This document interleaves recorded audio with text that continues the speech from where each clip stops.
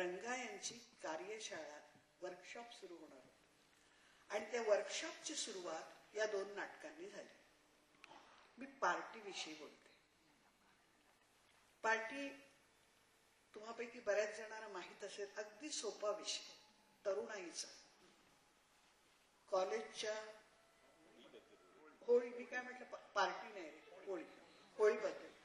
होळी मध्ये तरुणाई सगळी कॉलेजच्या कॅम्पसवरची आणि त्यात त्यांची ऊर्जा, त्यांची जी काही एक अंगात ताकद असते तरुणाईची, त्याला जर वळण मिळालं नाही, त्याला जर दिशा मिळाली नाही, तर त्याचा स्फोट होतो. एवढाच हा विषय. कॅम्पसमध्ये होळीची सुट्टी दिली नाही इतकंच नव्हे, तर एक अगदी नगण्य कोणीतरी प्रमुख अतिथी म्हणून आणून ठेवलेलं आहे आणि त्याची सभा आहे.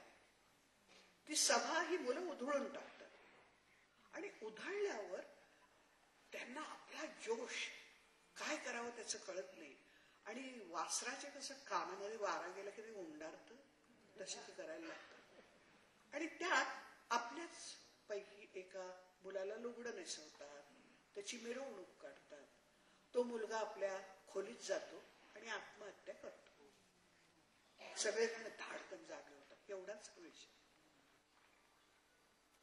मी जर थोडस विस्ताराने एवढ्यासाठी सांगते की माझ्याकडे जेव्हा ते आलं तेव्हा मला पहिल्यांदा असं वाटलं की हे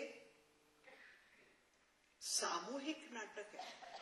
त्यावेळेला फार बरं का जब्बार आपल्या बादल सरकाराने सामूहिक नाटकं आणली होती. म्हणजे 40 हात वर जातात, 40 आवाज गातात, बोलतात, म्हणजे नाटक, असं कुठेतरी समीकरण झालं होतं.